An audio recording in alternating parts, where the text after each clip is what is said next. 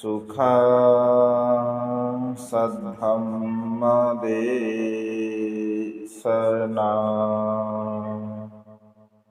सुखा संघर्ष सामग्री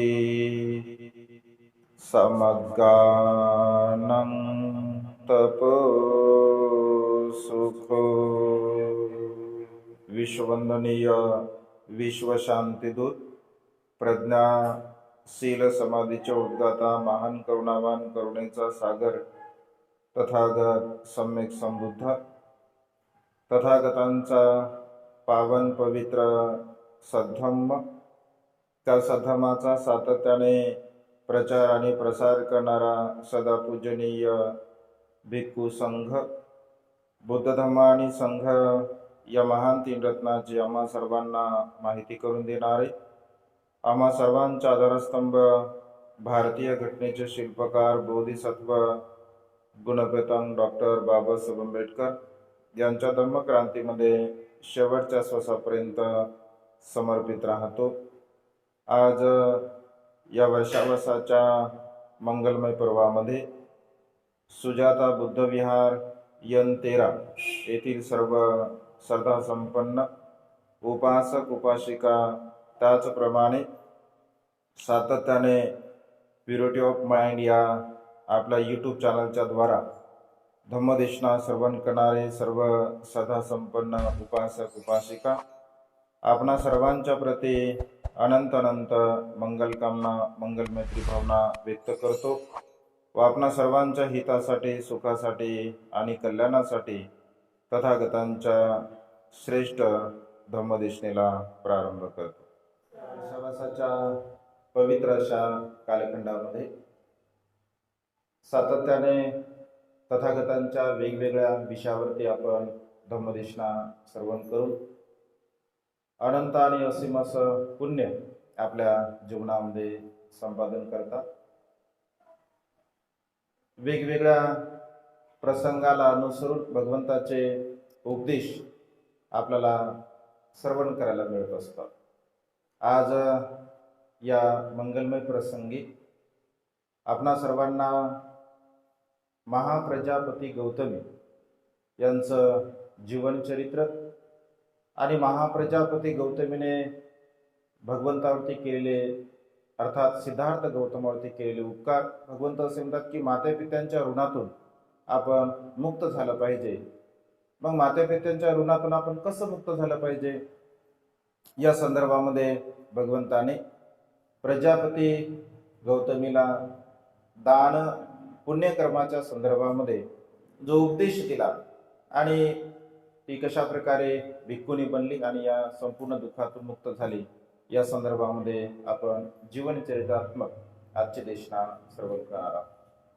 तर आपण बघतो की सिद्धार्थ गौतम यांचा जन्म होत असतो आणि जन्म झाल्यानंतर जसं प्रजापती गौतमी महामायेची धाकटी बहीण असते, म्हणजे महामाया ही लहान असते आणि प्रजापती गौतमी ही वडील असते, धाकटी मोठी बहीण असते।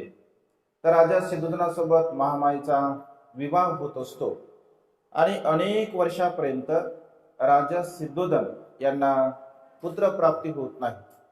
आणि पूर्वीच्या काळामध्ये तशी पद्धती होती, प्रथा होती, एखाद्या राजाने जर एखाद्या युद्धामध्ये जर पराक्रम गाजवला तर दुसरी पत्नी करण्याची मुभा सुद्धा त्यांना होते किंवा अनेक प्रकारच्या पत्न्या राजे लोक करत असत। तर राजा सिद्धोधन यांनी दुसरी पत्नी म्हणून प्रजापती गौतमी यांची निवड केली आणि प्रजापती गौतमी सोबत त्यांचा विवाह झाला। तर प्रजापती गौतमीला नंद नावाचा पुत्र झाला आणि रूपनंदा नावाची पुत्री झाली, म्हणजे दोन त्यांना अपत्य होते। सिद्धार्थ गौतमाचा जेव्हा जन्म होतो तर जन्म झाल्यानंतर अगदी 7व्या दिवशी महामायेचा मृत्यू होत असतो आणि महामाया आपल्या बहिणीला सांगत असते की मी मृत्यूला प्राप्त होत आहे, याचं दुःख तर मला बिलकुलच नाही आहे किंवा माझ्या पुत्राचं योग्य प्रकारचं संगोपन होईल किंवा नाही याची सुद्धा मला काळजी नाही आहे, परंतु माझ्या पुत्राच्या संदर्भामध्ये जी भविष्यवाणी केली गेली ती भविष्यवाणी पाहण्यासाठी मी जिवंत राहणार नाही याचं दुःख मात्र मला आहे.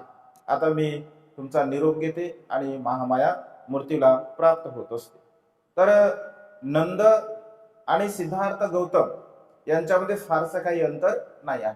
असं म्हटलंय की नंदचा सुद्धा तेव्हाच जन्म होत असतो.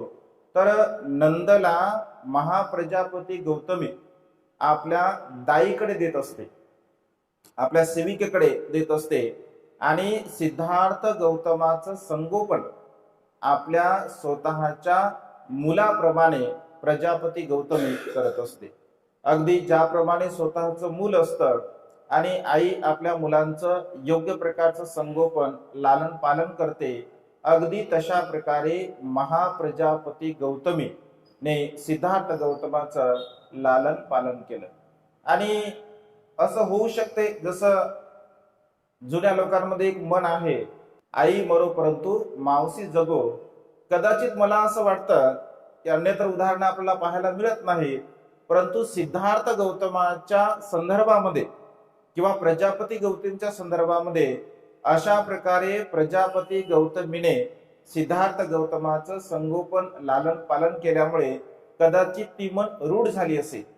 कारण महाप्रजापती गौतमीने आपल्या स्वतःच्या पुढच्या मुलाला नंदाला दाईकडे दिलं होतं सांभाळण्यासाठी आणि सिद्धार्थ गौतमाला स्वतः तिने सांभाळलं होतं अगदी आपल्या मुलाप्रमाणे. सिद्धार्थ गौतम लहानाचे मोठे होतात, त्यांचा विवाह होतो. विवाह झाल्यानंतर 29 वर्षापर्यंत ते संसारामध्ये राहतात आणि 29 वर्षी परिवर्जक बनतात. परिवर्जक बनल्यानंतर 6 वर्ष तपश्चर्या करतात, ध्यान साधना करतात, ध्यान मनन चिंतन करतात आणि सम्यक संबोधीला प्राप्त करत असतात. त्यानंतर अनेक वेळा राजा सिद्धोधन आपल्या मुलाचं जे भगवंताचं दर्शन घेण्यासाठी, त्यांचा उपदेश ऐकण्यासाठी अनेक लोकांना भगवंताकडे पाठवत असतो.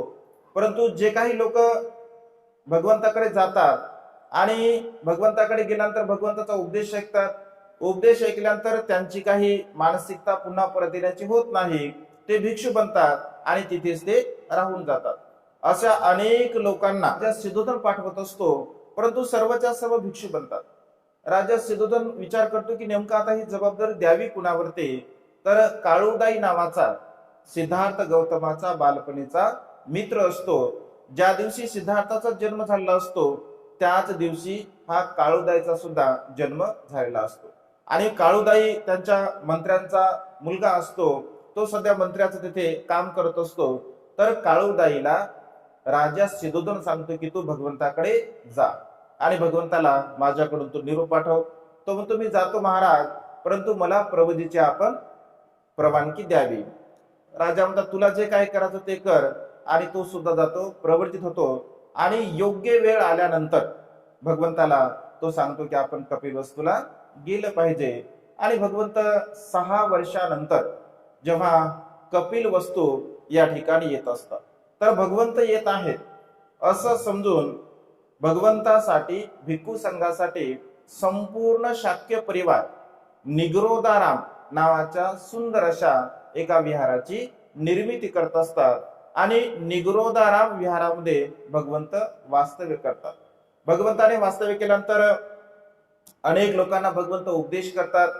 उपदेश केल्यानंतर शाक्य कुळातील अनेक तरुण भिक्षू बनतात आणि भिक्षू बनल्यानंतर प्रजापती गौतमीच्या मनामध्ये सुद्धा अशा प्रकारचा एक भाव उत्पन्न होतो की आपण सुद्धा भिक्षुनी बनलं पाहिजे, आपण सुद्धा भिक्षुनी जीवन जगलं पाहिजे. आणि त्यापूर्वी भगवंताचा एक वर्षावास असतो.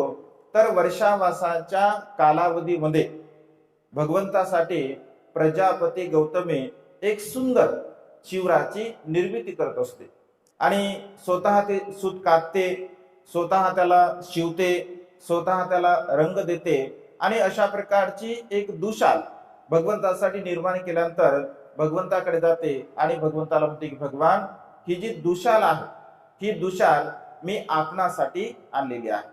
तर भगवंत प्रजापती गौतमला म्हणतात की गौतमी, ही जी दुशाला आहे तर तू ती संघाला दान कर. ती म्हणते नाही भगवान, मी ही दुशाल आपल्यासाठी निर्माण केली आहे. म्हणजे सूत कापताना सुद्धा माझ्या मनामध्ये फक्त आपला विचार होता, शिवताना सुद्धा आपला विचार होता, त्याला रंग देताना सुद्धा आपला विचार होता, आणि त्यामुळे भगवान ही दुशाल मी आपणास दान करत आहे. भगवंत दुसऱ्यांदा सुद्धा म्हणतात की प्रजापती गौतमी, ही दुशाल तू संघाला दान कर, संघ सुद्धा पूजित होईल आणि मी सुद्धा पूजित होईल. परंतु प्रजापती गौतमी तिसऱ्यांदा सुद्धा त्या ठिकाणी म्हणते की नाही भगवान, हे मला संघाला दान करायचं आहे. तेव्हा भगवंत प्रजापती गौतमीला समजावून सांगताना म्हणतात की प्रजापती गौतमी, तुला पुण्य हवा आहे का तुला महापुण्य हवा आहे?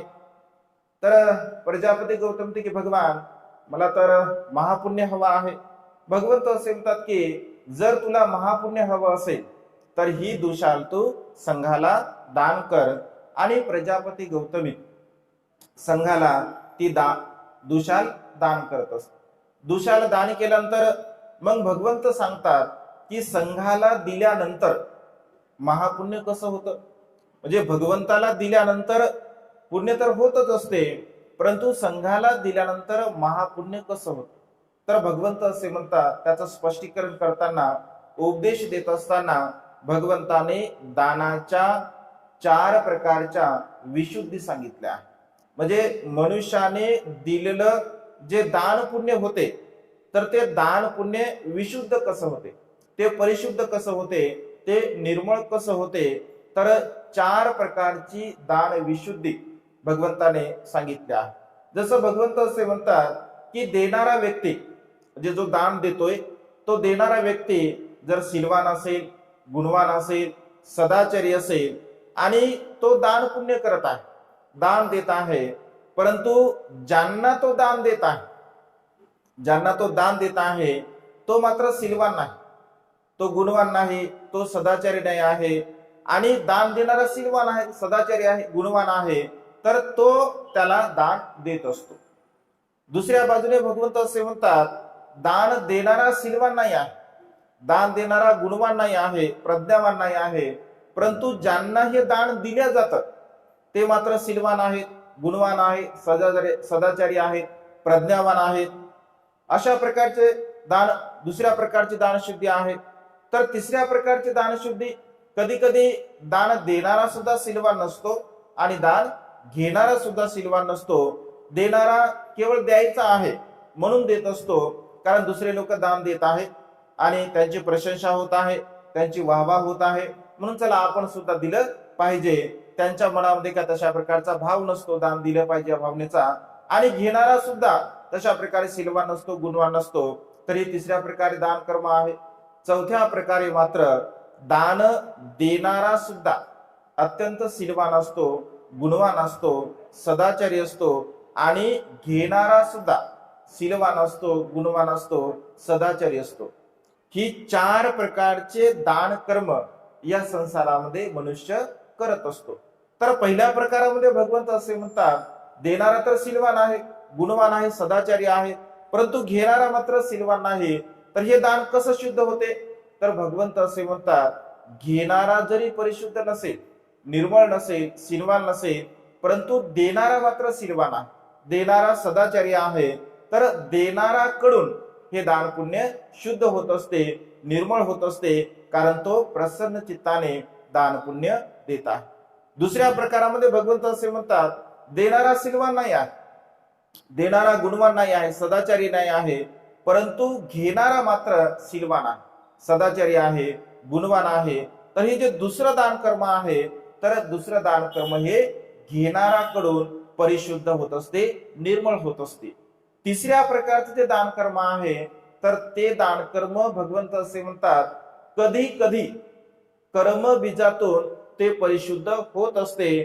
परंतु या तिसऱ्या प्रकाराचं दान कर्म, ज्याप्रमाणे वाळवंटामध्ये बीज पेरावं किंवा तणाने युक्त असणाऱ्या जमिनीमध्ये बी पेरावं, तर तणाने युक्त असणाऱ्या जमिनीमध्ये जर बी टाकलं असेल तर ते उगवेल किंवा उगवलं तर उगवेल, त्याला बी येईल तर येईल, त्याला फळ येईल ते येईल, नाहीतर येणार नाही आहे.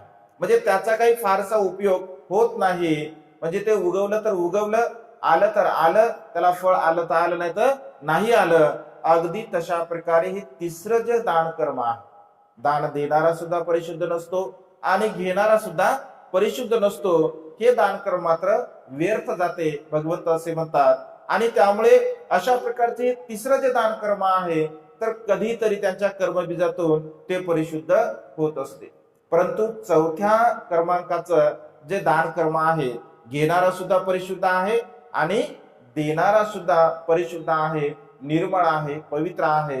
तर भगवंत असे म्हणतात, या दोन्ही व्यक्तीकडून, घेणाऱ्याकडून सुद्धा आणि देणाऱ्याकडून सुद्धा हे दान परिशुद्ध होत असते, निर्मळ होत असते.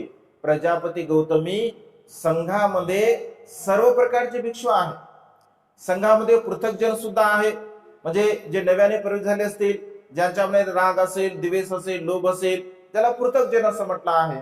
संघामध्ये पृथकजन सुद्धा असतील, संघामध्ये श्रोतापन्न सुद्धा आहेत, संघामध्ये सकृतागामी सुद्धा आहे, संघामध्ये अनागामी सुद्धा आहे, संघामध्ये अरहंत सुद्धा आहे, संघामध्ये प्रत्येक बुद्ध सुद्धा आहे, संघामध्ये सम्यक संबुद्ध सुद्धा. म्हणजे संघाची जी व्याख्या आहे, तर भगवंत असे म्हणतात की संघामध्ये हे सर्वच प्रकारचे भिक्षू आहेत. म्हणजे पृथकजन सुद्धा आहे, श्रोतापन्न आहे, सकृतागामी आहे, अनागामी आहे, अरहंत आहे आणि प्रत्यक्ष सम्यक संबुद्ध आहे. आणि त्यामुळे संघाला उद्देशून दिलेलं जे दान पुण्य असतं, तर ते दान पुण्य महान आणि असीम पुण्य प्राप्त करून देण्यासाठी आपल्याला सहाय्यक ठरत असतं. आणि त्यामुळे जेव्हा जेव्हा आपण दान पुण्य करत असतो, तेव्हा तेव्हा संघाला उद्देशून आपण ते दान पुण्य करण्याचा प्रयत्न केला पाहिजे, कारण ते दान पुण्य महान फळ देणार असतं. दुसऱ्या बाजूने जर समजून घ्या, भगवंतालाच दान दिलं असतं, दुसऱ्या बाजूने व्यवहारिक दृष्टिकोन, जर भगवंतालाच दान दिलं असतं, तसं तो नियम आहे, म्हणजे सृष्टीचा नियम आहे, तो भगवंताच्या काळामध्ये सुद्धा होता, आज वर्तमान काळामध्ये सुद्धा आहे आणि भविष्य काळामध्ये सुद्धा राहणार आहे. व्यवहारिक दृष्टिकोनातून भगवंत असे म्हणतात की जर समजून घ्या, मलाच ते दान दिलं असतं आणि मी जर स्वीकारलं असतं, तर प्रजापतीच्या मनामध्ये असा भाव उत्पन्न झाला असता की भगवंताला दिलेलं दान हे मला महान पुण्य देणार ठरतं. तर या ठिकाणी संघाच्या प्रती श्रद्धा उत्पन्न नाही झाली. इथे उत्पन्न श्रद्धा कुठे झाली? फक्त भगवंताच्या प्रती श्रद्धा उत्पन्न झाली, इथे संघाच्या प्रती उत्पन्न झाली नाही. तर भविष्य काळामध्ये यदा कदाचित असं लोकांच्या मनामध्ये भाव उत्पन्न होऊ नये की एकाच भिक्षूना, म्हणजे वैयक्तिक श्रद्धा, एकाच भिक्षुकावरती वैयक्तिक श्रद्धा उत्पन्न व्हावे आणि केवळ त्यांनाच आपण ते दान पुण्य द्यावं. म्हणजे असा भाव लोकांच्या चित्तामध्ये उत्पन्न होऊ नये, यासाठी भगवंताने संघाला विशेष महत्व दिलेला आहे. तरी सुद्धा हा भाव काही कमी नाही झाला, कारण अनेक लोक भगवंताच्या काळामध्ये सारीपुत्त भंतेंना विचारायचे की सारीपुत्त भंते कुठे आहे, आम्हाला दान करायचं आहे.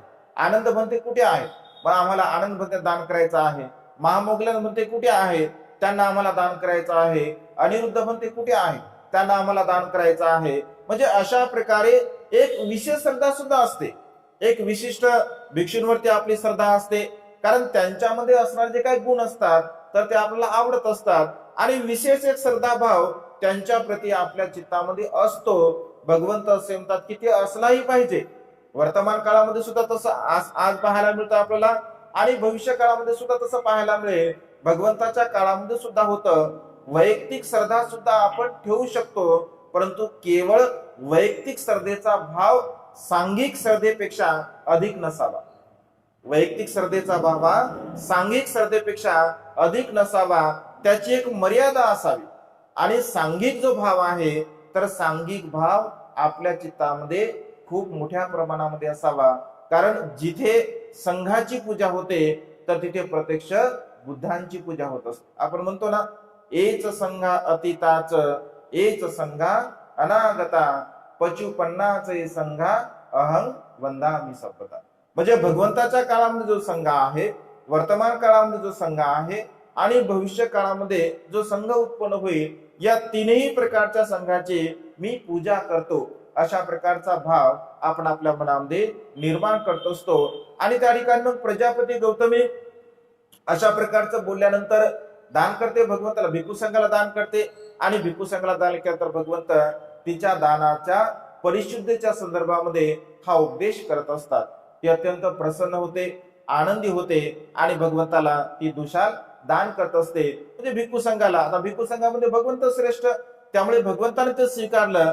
परंतु उद्देश हा मनुष्याच्या चित्तामध्ये जो असतो तर तो सांघिक रूपाचा उद्देश, कारण चेतनाहं कमंग भिक्कवे असं भगवंतांनी म्हटलं आहे. म्हणजे जशी आपली चेतना असेल, आपल्या चित्तामध्ये जो भाव असेल, तर तशा प्रकारचं दान पुण्य, तशा प्रकारचं कुशल कर्म आपल्या जीवनामध्ये आपल्याला प्राप्त होत असते. आणि त्यामुळे दान पुण्य कर्म करत असताना आपण संघाला उद्देशून ते दान पुण्य केलं पाहिजे. आणि 2 भिक्षू जर असतील तर आपण भगवंताला त्यामध्ये धरू शकतो, 3 भिक्खूंचा संघ होतो. म्हणजे अशा पद्धतीने जिथे जिथे 4 भिक्षू असतील, 5 भिक्षू असतील, तर बुद्धाला धरून सुद्धा ते सांघिक पद्धतीने दान कर्म करण्याची एक पद्धती आहे. कारण भगवंत आपल्या कर्मरूपाने आपल्यामध्ये जिवंत आहे, त्यांना तशा प्रकारे आपण ग्राह्य धरू शकतो. आणि अशा पद्धतीने सांघिक रूपाने दान पुण्य करणे आपल्या जीवनामध्ये महान आणि असीम असं पुण्यकर्म असतं. दुसऱ्या प्रसंगी भगवंत जेव्हा वैशालीवरून, म्हणजे भगवंत जेव्हा कपिलवस्तूकडून वैशालीकडे प्रयाण करत असतात, तर कपिलवस्तूमध्ये असतानाच प्रजापती गौतमीच्या मनामध्ये असा विचार येतो की भगवंताचा धम्माचा उपदेश असंख्य लोक घेत आहेत. कारण या दोघांच्याही मनामध्ये, प्रजापती गौतमीच्या चित्तामध्ये आणि राजा सिद्धोधन यांच्या चित्तामध्ये सुद्धा भगवंत त्यांना उपदेश करतात. ते दोघेही श्रोतापन्न होत असतात, धम्मामध्ये प्रतिष्ठित होत असतात.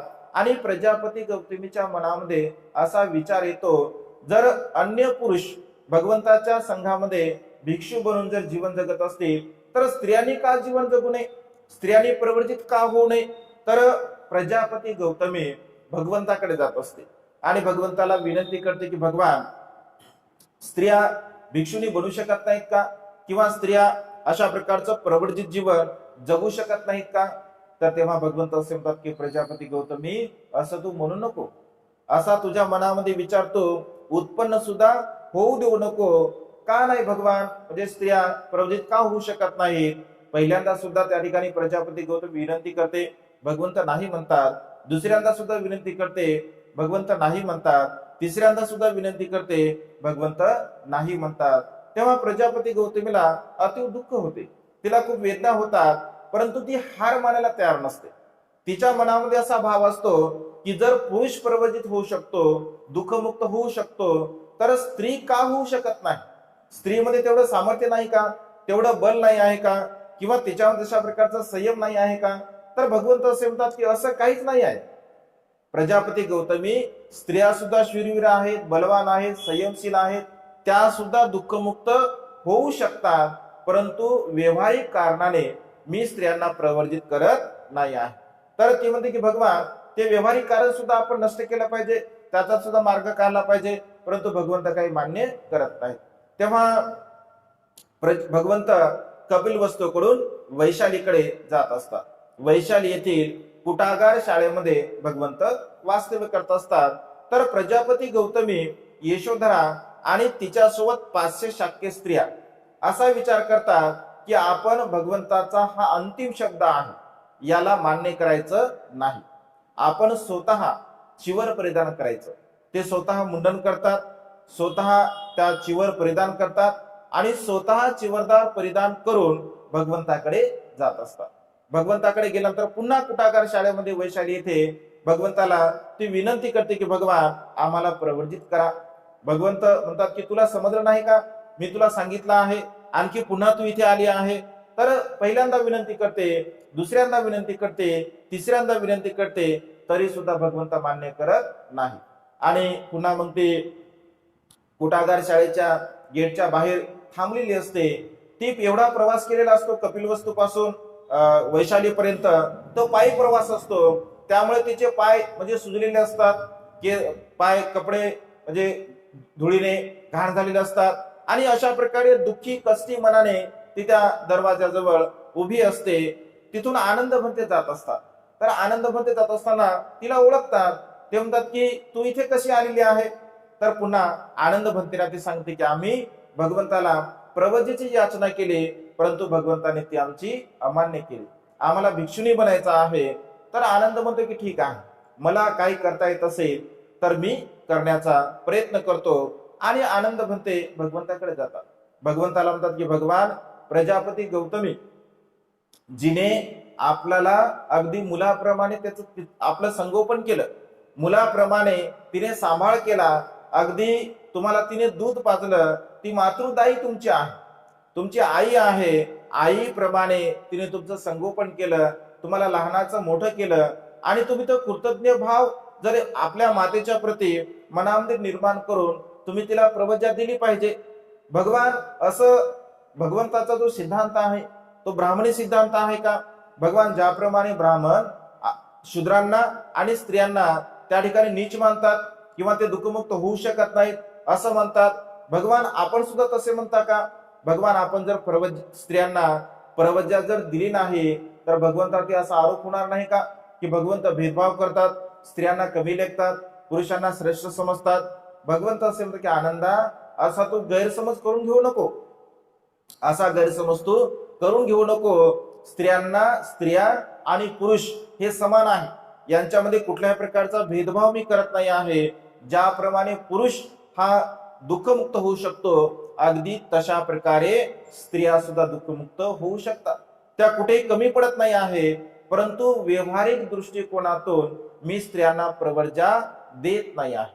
तर आनंद म्हणतो की भगवान, जर केवळ व्यवहारिक जर दृष्टिकोन असेल तर त्याला सुद्धा आपण काहीतरी नियम केले पाहिजे, काहीतरी ते नियमावली त्यांना दिली पाहिजे, अधिकचे नियम त्यांना दिले पाहिजे. परंतु स्त्रियांना मात्र प्रवज्या आपण दिली पाहिजे. आनंदाने खूप आग्रह केला आणि आनंदाच्या आग्रहास्तव भगवंत आनंदाला म्हणते की ठीक आहे, मी स्त्रियांना प्रवज्या देण्यासाठी तयार आहे, परंतु प्रजापती गौतमीने जर 8 अधिक नियमांचं जर पालन केलं तर मी तिला प्रवज्या देण्यासाठी तयार आहे. आणि विशेष 8 नियम भगवंत भिक्खुनीसाठी निर्माण करत असतात. भिक्खुनी जर कितीही वर्षाची असेल, म्हणजे 100 वर्षाची असेल किंवा 80 वर्षाची असेल, म्हणजे प्रवज्जेने, तरी सुद्धा नव्याने उपसंपन्न झालेला जो भिक्षू असेल तर तिला त्याने वंदन करावं, ते प्रणाम करावा. ती 10 वर्ष राहिली असेल, 20 वर्ष राहिली असेल, 30 वर्ष राहिली असेल, पण भिक्षू आज जर उपसंपत्तीत झाला तरी सुद्धा त्या 30 वर्षाच्या भिक्खुनीने आज उपसंपन्न झालेल्या भिक्खूला वंदन करावे. भिक्खू संघ स्थापना कधी झाली? भिक्खू संघ स्थापना ही अगोदर झाली आणि भिक्खुनी संघ स्थापना ही नंतर झालेली आहे. त्यामुळे ज्याला श्रेष्ठत्व म्हटलं आहे, इथे भेदभावाची गोष्ट नाही आहे. भगवंत हे समतावादी आहे, इथे कुठल्याही प्रकारचा म्हणजे भेदभाव नाही आहे. अनेक भिक्षुणीच्या मनामध्ये म्हणजे वर्तमान काळामध्ये अशा प्रकारचा भाव उत्पन्न होतो की आम्ही तर एवढे एवढे वर्ष भिक्षू जीवनामध्ये राहिलो आणि मग आम्ही कशा प्रकारे यांना वंदन वगैरे करावं. तर भगवंत असे म्हणतात की संघ हा अगोदर निर्माण झालेला आहे, संघ हा अगोदर निर्माण झाला आहे आणि अगोदर निर्माण झाल्या कारणाने उपसंपन्न हा विधी जो असतो हा विधी श्रेष्ठ आहे.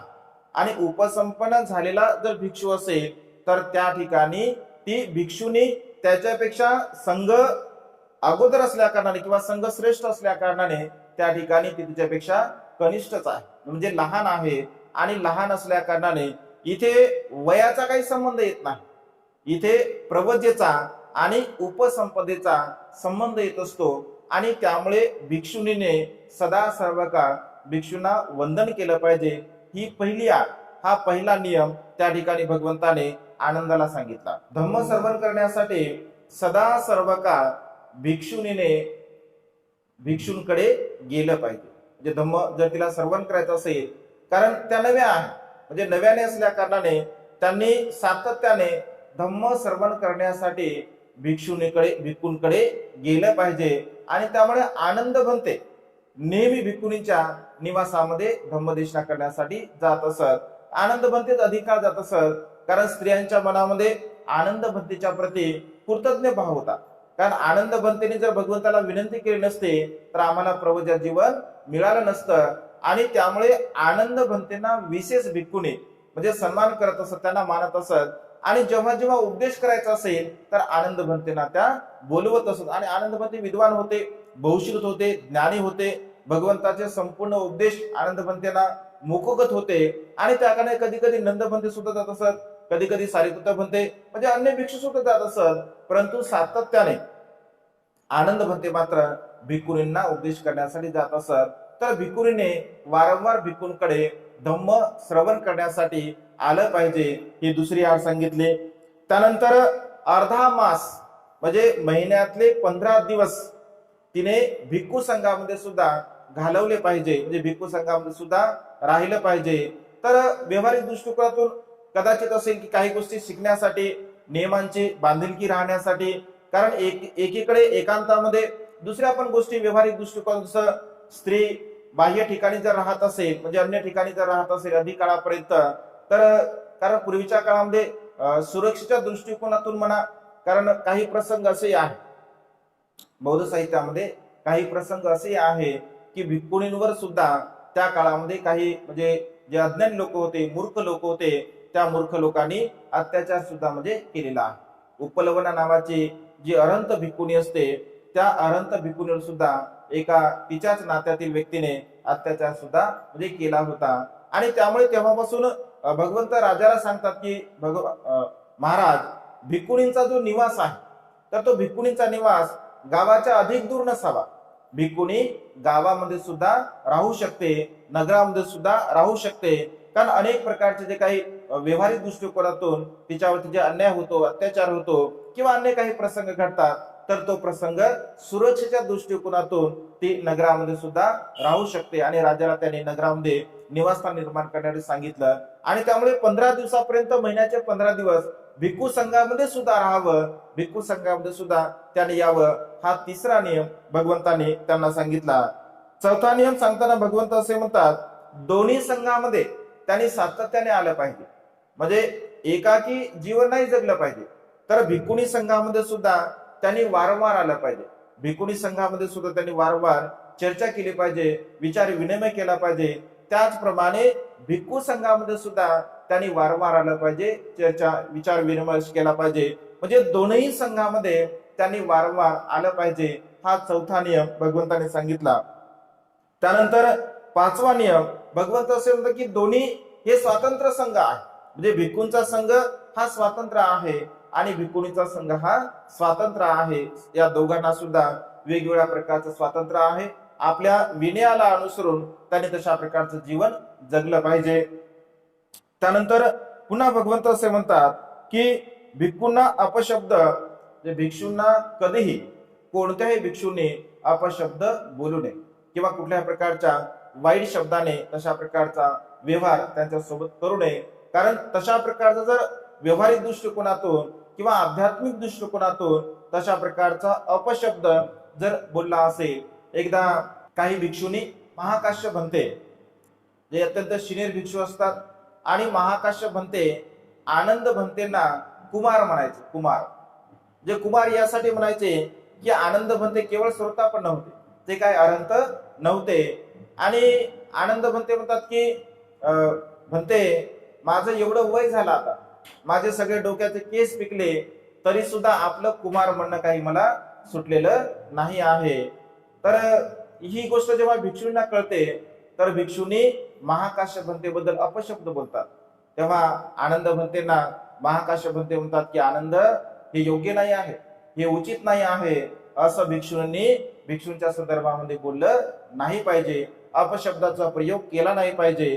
आणि हा नियम सुद्धा भगवंताने त्यांना घालून दिला. त्यानंतर पुन्हा असं म्हटलं आहे, व्यर्थ कुठल्याही प्रकारचा वार्तालाप करू नये. म्हणजे व्यर्थ जी चर्चा आहे भिक्खू सोबत, व्यर्थ चर्चा भिक्खू सोबत त्यांनी कधीही करू नये. म्हणजे केवळ धम्म चर्चा करावी किंवा धम्म उपदेश श्रवण करण्यासाठीच केवळ त्यांनी भिक्षूंकडे यावं. व्यर्थ वार्तालाप करण्यासाठी, व्यर्थ चर्चा करण्यासाठी भिक्षूंकडे त्यांनी कधीही येऊ नये. जर धम्म चर्चा करायची असेल किंवा धम्म श्रवण करायचं असेल तरच त्यांनी भिक्खूंकडे यावं, हा नियम सुद्धा त्यांना घालून दिला. आणि शेवटी चौथा नियम आहे की आपण त्या जरी ज्ञानी असतील तरी भिक्खूंना त्या मार्गदर्शन करू शकत नाही. म्हणजे भिक्खूंना त्यांनी मार्गदर्शन करण्याची गरज नाही आहे, कारण भिक्षूंना भिक्षू मार्गदर्शन करण्यासाठी ऑलरेडी तयार असतात आणि त्यामुळे कोणत्याही भिक्खूंना मार्गदर्शन करू नये. जसं पटेशनच्या संदर्भामध्ये आपण बुद्धांत धम्मग्रंथामध्ये बघतो, त्या भिक्षुनी विद्वान असतात, हुशार असतात आणि त्यांना असं वाटतं की पटेशनला तर काहीच येत नाही आणि पटेशन जे एका गाथेवरती बोलणारे असतात तर त्या भिक्खूंनी त्या गाथा उलटी आपण म्हणूया, म्हणजे त्यांची फसगत करूया असा विचार करतात. परंतु पटेशन असतो, अनंत असतो, जेव्हा त्या गाथा म्हणतात त्या बोलू शकत नाहीत आणि त्या गाथेचं ते विश्लेषण करत असतात आणि त्यामुळे भिक्षूंना त्या मार्गदर्शन करू शकत नाहीत. हे 8 प्रकारचे, याला गुरु नियम असं भगवंतांनी म्हटलं आहे. या 8 प्रकारचे नियम भगवंताने आनंदाला सांगितले आणि आनंदाला भगवंत म्हणाले की तू जा प्रजापती गौतमीला हे 8 वर सांग, 8 नियम सांग. हे 8 नियम जर प्रजापती गौतमी जर मान्य करत असेल तर तिला भिक्षुनी बनण्याचा अधिकार आहे किंवा भिक्षुनी जीवनामध्ये ती राहू शकते. आणि त्यानंतर आनंद म्हणते प्रजापती गौतमीकडे जातात, तिला हे 8 नियम समजावून सांगतात. तेव्हा प्रजापती गौतमी म्हणते भगवानांना सांगा, ज्याप्रमाणे एखादी सुंदर स्त्री आपलं सौंदर्य अधिक वाढवण्यासाठी आपल्या केसांमध्ये फुलाची माळ अत्यंत नाजूकपणे तिला ओवते, तिचा सांभाळ करते, त्याप्रमाणे हे जे 8 नियम आहे या 8 नियमांचं मी माझ्या केसामध्ये असणाऱ्या माळेप्रमाणे या 8 नियमाला जोपासेल, त्याला सांभाळेल, त्याचं पालन करेल आणि भगवंताने आम्हाला प्रवजा द्यावी. तर भगवंत असे म्हणतात की 8 नियमाच्या द्वारा त्या ठिकाणी भिक्खुनींची प्रवज्जा झालेली आहे, उपसंपदा झालेली आहे. आणि अशा पद्धतीने आनंदाच्या विनंतीला अनुसरून त्या ठिकाणी भगवंत प्रजापती गौतमी, यशोधरा आणि 500 स्त्रिया यांना प्रवजित करतात. प्रवज्जा दिल्यानंतर मात्र भगवंत असे की आनंदा तू अत्यंत चुकीचं कार्य केलेलं आहे. भगवंत आनंदाला म्हणते आनंदा माझ्या भिक्खू संघाचं अर्ध आयुष्य तू कमी केला. म्हणजे भिक्षुनींना म्हणजे स्त्रियांना प्रवर्जा देऊन माझ्या भिक्खू संघाचं अर्ध आयुष्य तू कमी केला. का असं म्हटलं असेल? भगवंताने असं का म्हटलं असेल?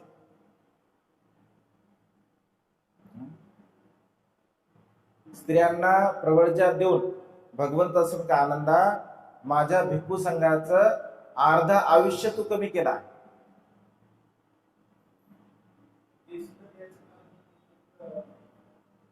नाही, म्हणजे भगवंत असे म्हणतात की 1000 वर्षापर्यंत भिक्खू संघाचं म्हणजे बुद्ध शासन जे आहे शुद्ध स्वरूपामध्ये, म्हणजे शुद्ध स्वरूपामध्ये बुद्ध शासन 1000 वर्षापर्यंत, असं कुठे कुठे 1000 वर्षापर्यंत उल्लेख आहे, कुठे कुठे असं म्हटलं आहे की 10,000 वर्षापर्यंत, म्हणजे 5000 वर्षापर्यंत असं म्हटलं आहे. तर जसं की 2500 वर्ष 2600 वर्ष तर होऊन गेले, आणखी बुद्ध शासन अस्तित्वामध्ये आहे. परंतु शुद्ध स्वरूपामध्ये थेरवादी परंपरेला अनुसरून भगवंताने असं म्हटलं आहे. काही पुस्तकामध्ये 1000 वर्षाचा आहे, काही पुस्तकामध्ये म्हणजे 5000 वर्षाचा सुद्धा असं सांगितलेलं आहे. तर 1000 वर्षापर्यंत स्थायी स्वरूपामध्ये भिक्षूंचं आयुष्य असेल. परंतु स्त्रियांना प्रवर्जा दिल्यामुळे भिक्खू संघाचं अर्ध आयुष्य केवळ 500 वर्षापर्यंत बुद्ध शासन या संसारामध्ये चिरस्थायी स्वरूपामध्ये राहणार आहे. त्याचं कारण असं होतं, भगवंत असे म्हणतात की जर भिक्खू संघ जर टिकवायचं असेल, कारण भिक्षूंचं जीवन हे सर्वात श्रेष्ठ कशामुळे ठरतं तर ब्रह्मचर्यामुळे ठरत असते. आणि ब्रह्मचर्य जर भिक्खू मध्ये नसेल किंवा ब्रह्मचर्याचं तत्व जर भिक्षूंमध्ये नसेल तर त्या ठिकाणी संघालाही ग्लानी येऊ शकते. आणि निसर्गाचा नियम आहे, भगवंत असे म्हणतात की निसर्गाचा नियम आहे, ज्याप्रमाणे अग्नीच्या समोर जर तूप ठेवलं असेल, तुपाचा गोळा ठेवला असेल तर ते पिघळतं, हा निसर्गाचा नियम आहे.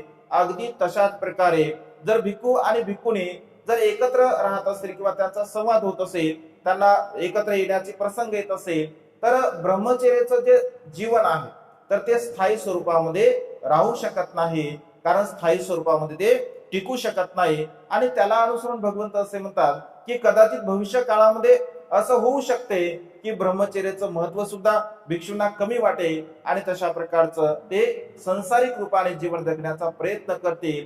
आणि त्यामुळे संसारिक जीवनामध्ये ज्याप्रमाणे लोक जीवन जगतात तशा प्रकारे सुद्धा होऊ शकतं. जसं की अन्य देशामध्ये आपण बघतो, अन्य देशामध्ये जसं महायानी परंपरेचा जर आपण विचार केला असेल, जसं जपानची परंपरा आहे, तर जपानमध्ये म्हणजे जसं ब्राह्मण लोक असतात म्हणजे संसारामध्ये राहतात, अगदी तशा प्रकारे भिक्षू सुद्धा म्हणजे जपानमध्ये संसारिक जीवन जगल्यासारखं ते जगत असतात. म्हणजे पूजापाठ करायची असेल, वंदना म्हणजे विहारामध्ये यायचं असेल तेव्हा चिवर वगैरे घालायचं आणि पुन्हा पूजापाठ झाली, वंदना झाली, प्रवचन झालं का घरी आपल्या परिवारासोबत राहायचं. म्हणजे महायानी परंपरेमध्ये जपानमध्ये ही परंपरा किंवा अन्य देशामध्ये सुद्धा काही देशामध्ये आपल्याला पाहायला मिळते. आणि भगवंत भूत भविष्य वर्तमान जाणणारे होते आणि त्यामुळे भगवंताने कदाचित असं म्हटलं असेल की भविष्यामध्ये ब्रह्मचर्या हे चिरस्थायी टिकणार नाही, राहणार नाही. आणि त्यामुळे भगवंत असे म्हणतात की आनंदा स्त्रियांना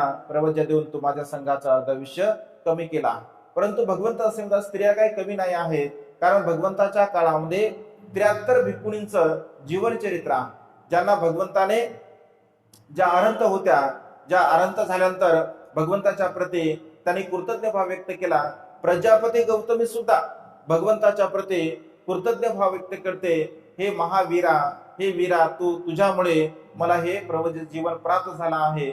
मी माझ्या सर्व प्रकारच्या तृष्णेवरती विजय मिळवला आहे, मी दुःखमुक्त झाले आहे, माझ्या सर्व भवचक्रांना मी नष्ट केला आहे. अशा प्रकारच्या अनेक गाथेमध्ये प्रजापती गौतमी सुद्धा त्या ठिकाणी भगवंताच्या गुणांचं वर्णन करते, कृतज्ञ भाव त्यांच्या प्रती व्यक्त करते. कारण अनेक भिक्षू विद्वान होते, जसं आपण खेमा भिक्खुनीचं बघितलं, प्रज्ञेमध्ये ती अग्र होते, जसं पटाचारा आहे विनयामध्ये अग्र होते, उपलवन्ना भिक्खुनी आहे जे दिव्य चक्षुमध्ये अग्र होते. अशा अनेक भिक्खुनी आहेत ज्यांचं जीवन चरित्र संदर्भामध्ये बौद्ध साहित्यामध्ये अत्यंत मोलाचं असं योगदान आहे. आणि त्यामुळे स्त्रिया सुद्धा अनंत होतात, म्हणजे पुरुष ज्याप्रमाणे दुःखमुक्त होऊ शकतात त्याप्रमाणे स्त्रिया सुद्धा दुःखमुक्त होऊ शकतात. आणि त्यामुळे भगवंताने भिक्षुणींना सुद्धा भिक्खुणी संघाची वैशाली येथील कुटागार शाळेमध्ये भिक्खुणी संघाची स्थापना झालेली आहे. अशा पद्धतीने प्रजापती गौतमीने